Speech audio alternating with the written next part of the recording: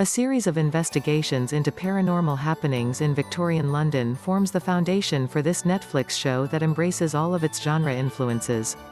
Strange happenings are afoot in London in the new Netflix series, The Irregulars. Scrapes with the metaphysical in and around the busy streets of Victorian England, all sussed out with a mix of deduction and intuition is the provenance of many a Sherlock Holmes story. Though, The Irregulars is far from the first TV series to take the classic Holmes mythology and subvert it for its own purpose, none of the others have alighted on quite the mixture that powers this new 8-episode season. Rather than foreground any of the central figures in the standard Doyle repertoire, this fashions a loose-knit group of 5 purpose-seeking teenagers who stumble into the same circles that the violin-playing literary icon usually travels through. They're led by a pair of sisters, Beatrice, Thaddea Graham, and Jessie, Darci Shaw, each looking to fashion a new path in life after a harsh childhood spent mostly in a workhouse. One has a fearless, savvy resolve and the other is gradually grappling with her ability to dive inside the minds of strangers. And so the way is set for a series of paranormal amateur detective tales, bound together in a great big genre casserole.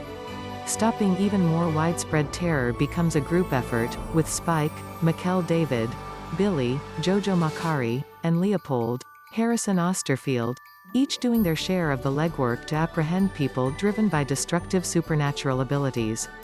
In the process, the central group gets pulled in so many different directions that there isn't as much time with all of them as a complete unit as you might expect or want. Jessie's abilities in particular separate her fairly often. What does unite them is that each of them are staring down the parts of their formative years that they can't shake, ones that the show continues to lay out in increasingly blunt ways. The Irregulars, Matt Squire, The Irregulars, created by Tom Bidwell, manages to utilize some of the built-in realities of a pre-existing property without being beholden to it. The younger heroes are the main emphasis here, and there's little preciousness about having to maintain strong connections to the source material. There are some nods to past interpretations, though some familiar through lines and characters are dispatched as soon as they're introduced. Dr. Watson, Royce Pierreson, is the biggest exception, a large presence helping to shape the ways that Beatrice and the rest of the group get involved in each passing case. Instead, the influences are the other mystery, sci-fi, fantasy touchstones of recent decades, all with their attending benefits and drawbacks. There's a monster of the week nature to the group's track down of the various London menaces on the loose.